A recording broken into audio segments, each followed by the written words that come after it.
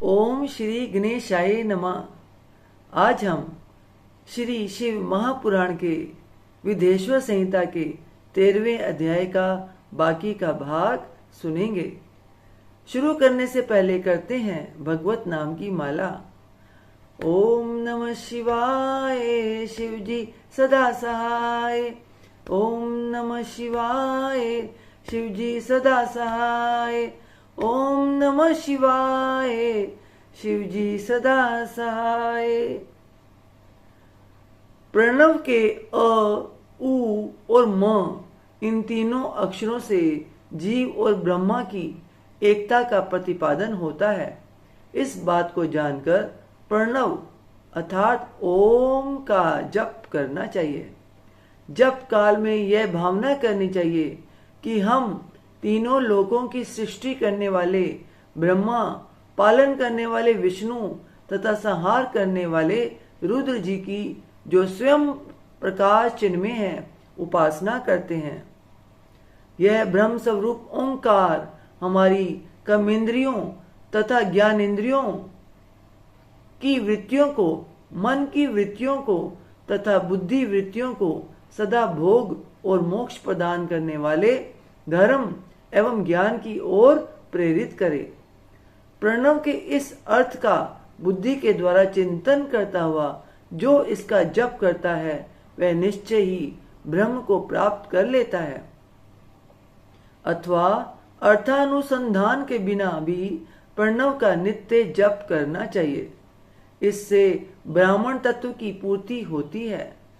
ब्राह्मण तत्व की पूर्ति के लिए श्रेष्ठ ब्राह्मण को प्रतिदिन प्रातः काल 1,000 गायत्री मंत्र का जप करना चाहिए। मध्याह्न काल में 100 बार और सायंकाल में 28 बार जप की विधि है। अन्य वर्ण के लोगों को अर्थात क्षत्रिय और वैश्य को तीनों संध्याओं के समय यथा साधे गायत्री मंत्र का जप करना चाहिए। शरीर के भीतर मूलाधार, स्वादिष्ठान, मणिपुर, अनाहत, आज्ञा और सहस्त्रार ये 6 चक्र हैं। इनमें मूलाधार से लेकर सहस्त्रार तक 6 स्थानों में कर्मशय, विद्येश्वर, ब्रह्मा, विष्णु, ईश, जीवात्मा और परमेश्वर स्थित हैं। इन सब में ब्रह्म बुद्धि करके इनकी एकता का निश्चय करें और वह ब्रह्म मैं हूं ऐसी भावना पूर्वक प्रत्येक श्वास के साथ सो अहम का जप करें। उन्हीं विद्येश्वर आदि की ब्रह्म रंध्र आदि में तथा इस शरीर से बाहर भी भावना करें। प्रकृति के विकार भूत महत्व तत्व से लेकर पंचभूत पर्यंत तत्वों से बना हुआ जो शरीर है, ऐसे सहस्त्रों शरीरों का एक एक अजपा गायत्री के जप से एक एक के क्रम से अतिक्रमण करके जीव को धीरे धीरे परमात्मा से संयुक्त करे। यह जप का तत्व बताया गया है। 100 अथवा 28 मंत्रों के जप से उतने ही शरीरों का अतिक्रमण होता है। इस प्रकार जो मंत्रों का जप है इसी को आदि क्रम से वास्तविक जप जानना चाहिए। सहस्त्र बार किया हुआ जप ब्रह्मा लोक प्रदान करने वाला होता है, ऐसा जानना चाहिए। 100 बार किया हुआ जप इंद्र पद की प्राप्ति कराने वाला माना गया है। ब्राह्मणेतर पुरुष आत्मरक्षा के लिए जो स्वल्प मात्रा में जप करता है वह ब्राह्मण के कुल में जन्म लेता है। प्रतिदिन सूर्योपस्थान करके उपयुक्त रूप से जप का अनुष्ठान करना चाहिए। 12 लाख गायत्री का जप करने वाला पुरुष पूर्ण रूप से ब्राह्मण कहा गया है। जिस ब्राह्मण ने 1 लाख गायत्री का भी जप ना किया हो उसे वैदिक कार्य में ना लगाएं। 70 वर्ष की अवस्था तक नियम पालन पूर्वक कार्य करें। इसके बाद गृह त्याग कर संन्यास ले लें। परिव्राजक या सन्यासी पुरुष नित्य प्रातःकाल 12,000 प्रणव का जप करे। यदि एक दिन इस नियम का उल्लंघन हो जाए तो दूसरे दिन उसके बदले में उतना मंत्र और अधिक जपना चाहिए और सदा इस प्रकार जप को चलाने का प्रयत्न करना चाहिए।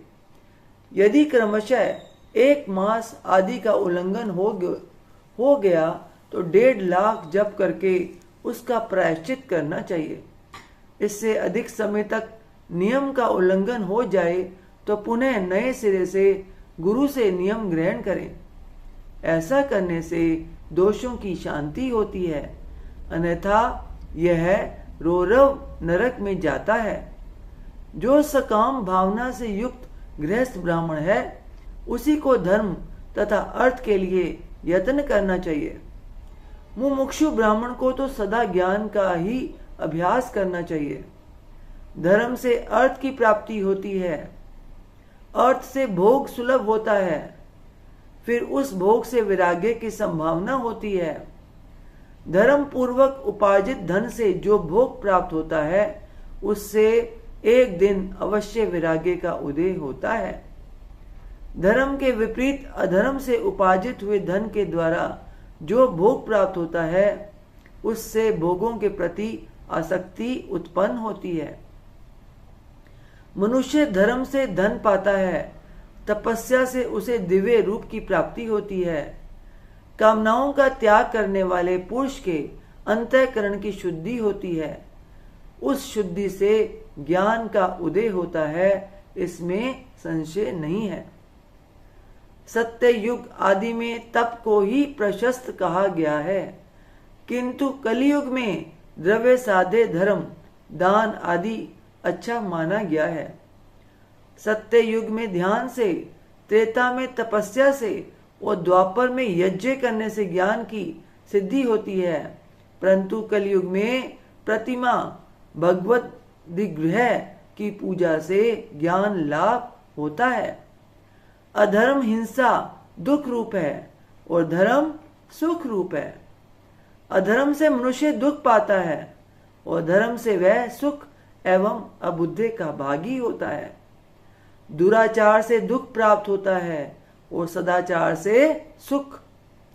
अतः भोग और मोक्ष की सिद्धि के लिए धर्म का उपार्जन करना चाहिए। जिसके घर में कम से कम 4 मनुष्य हैं, ऐसे कुटुंबी ब्राह्मण को जो 100 वर्ष के लिए जीवन निर्वाह की सामग्री देता है, उसके लिए वह दान ब्रह्मलोक की प्राप्ति कराने वाला होता है। 1 सहस्त्र चांद्रायण व्रत का अनुष्ठान ब्रह्मलोकदायक माना गया है। जो क्षत्रिय 1 सहस्त्र कुटुंब को जीविका और आवास देता है, उसका वह कर्म इंद्रलोक की प्राप्ति कराने वाला होता है। 10,000 कुटुंबों को दिया हुआ आश्रय दान ब्रह्मलोक प्रदान करता है। दाता पुरुष जिस देवता को सामने रखकर दान करता है, अर्थात वह दान के द्वारा जिस देवता को प्रसन्न करना चाहता है, उसी का लोक उसे प्राप्त होता है। यह बात वेद वेता पुरुष अच्छी तरह जानते हैं। धनहीन पुरुष सदा तपस्या का उपार्जन करें, क्योंकि तपस्या और तीर्थ सेवन से अक्षय सुख पाकर मनुष्य उसका उपभोग करता है। अब मैं न्यायता धन के उपार्जन की विधि बता रहा हूं। ब्राह्मण को चाहिए कि वह सदा सावधान रहकर विशुद्ध पति ग्रह, दान ग्रहण तथा याजन यज्ञ कराने आदि से धन का अर्जन करे। वह इसके लिए कहीं दीनता ना दिखाए और न अत्यंत क्लेशदायक कर्म ही करे। क्षत्रिय बाहुबल से धन का उपार्जन करें और वैश्य कृषि एवं गो रक्षा से। न्यायोपार्जित धन का दान करने से दाता को ज्ञान की सिद्धि प्राप्त होती है। ज्ञान सिद्धि द्वारा सब पुरुषों को गुरु कृपा मोक्ष सिद्धि सुलभ होती है। मोक्ष से स्वरूप की सिद्धि ब्रह्म रूप से स्थिति प्राप्त होती है। मोक्ष से स्वरूप की सिद्धि ब्रह्म रूप से स्थिति प्राप्त होती है, जिससे मुक्त पुरुष परमानंद का अनुभव करता है। गृहस्थ पुरुष को चाहिए कि वह धन धान्य आदि सब वस्तुओं का दान करें। वह तृषा निवृत्ति के लिए जल तथा शुद्धा रूपी रोग की शांति के लिए सदा अन्न का दान करें। खेत, धान्य, कच्चा अन्न तथा भक्ष्य भोजे, लेहवा और चोषे, ये 4 प्रकार के सिद्ध अन्न दान करने चाहिए। जिसके अन्न को खाकर मनुष्य जब तक कथा श्रवण आदि सद्धर्म का पालन करता है, उतने समय तक उसके किए हुए पुण्य फल का आधा भाग दाता को मिल जाता है, इसमें संशय नहीं है। दान लेने वाला पुरुष दान में प्राप्त हुई वस्तु का दान तथा तपस्या करके अपने प्रति ग्रह जनित पाप की शुद्धि कर ले, अन्यथा उसे रौरव नरक में गिरना पड़ता है। अपने धन के 3 भाग करें। एक भाग धर्म के लिए, दूसरा भाग वृद्धि के लिए तथा तीसरा भाग अपने उपभोग के लिए। नित्य, नैमित्तिक और कामे, ये तीनों प्रकार के कर्म धर्मार्थ रखे हुए धन से करे। साधक को चाहिए कि वह वृद्धि के लिए रखे हुए धन से ऐसा व्यापार करे जिससे उस धन की वृद्धि हो, तथा उपभोग के लिए रक्षित धन से हितकारक, परिमित एवं पवित्र भोग भोगे। खेती से पैदा किए हुए धन का 10वां अंश दान कर दे, इससे पाप की शुद्धि होती है।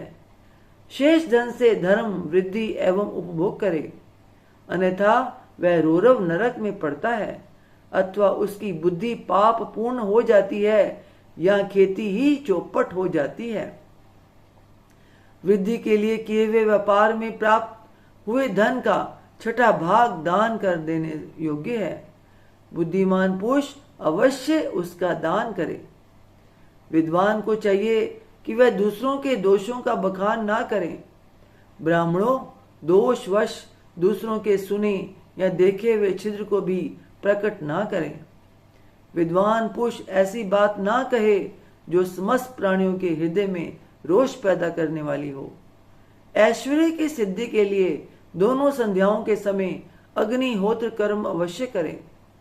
जो दोनों समय अग्निहोत्र करने में असमर्थ हो, वह एक ही समय सूर्य और अग्नि को विधि पूर्वक दी हुई आहुति से संतुष्ट करे। चावल, धान्य, घी, फल, कंद तथा हविष्य, इनके द्वारा विधि पूर्वक स्थाली पाक बनाए तथा यथोचित रीति से सूर्य और अग्नि को अर्पित करें। यदि हविष्य का अभाव हो तो प्रधान होम मात्र करें। सदा सुरक्षित रहने वाली अग्नि को विद्वान पुरुष अजस्त्र की संज्ञा देते हैं, अथवा संध्या काल में जप मात्र या सूर्य की वंदना मात्र कर लें। आत्मज्ञान की इच्छा वाले तथा धनार्थी पुरुषों को भी इस प्रकार विधिवत उपासना करनी चाहिए। जो सदा ब्रह्म यज्ञ में तत्पर होते हैं, देवताओं की पूजा में लगे रहते हैं, नित्य अग्नि पूजा एवं गुरु पूजा में अनुरुक्त होते हैं तथा ब्राह्मणों को तृप्त किया करते हैं, वे सब लोग स्वर्ग लोक के भागी होते हैं। इति अध्याय 13। ओम तत्सत। श्रीमन नारायण नारायण हरि हरि, भजमन नारायण नारायण हरि हरि। तेरी लीला सबसे न्यारी न्यारी हरि हरि। ओम नमः शिवाय, शिवजी सदा सहाय। ओम नमः शिवाय, शिवजी सदा सहाय। ओम नमः शिवाय, शिवजी सदा सहाय। हे ईश्वर, आपकी बच्चे से आपकी पूजा अर्चना करने में, आपकी कथा उच्चारण करने में कोई गलती हो गई हो तो अपनी बच्ची समझकर, अज्ञानी समझकर क्षमा कीजिएगा। अपना आशीर्वाद भरा हाथ, अपनी कृपा दृष्टि हमेशा हम सब पे बनाए रखिए। बोल सांचे दरबार की जय। जयकारा शेरों वाली दा। बोल सांचे दरबार की जय। जयकारे वाली नु मिठिया मुरादा। बोल सांचे दरबार की जय। जय माता दी।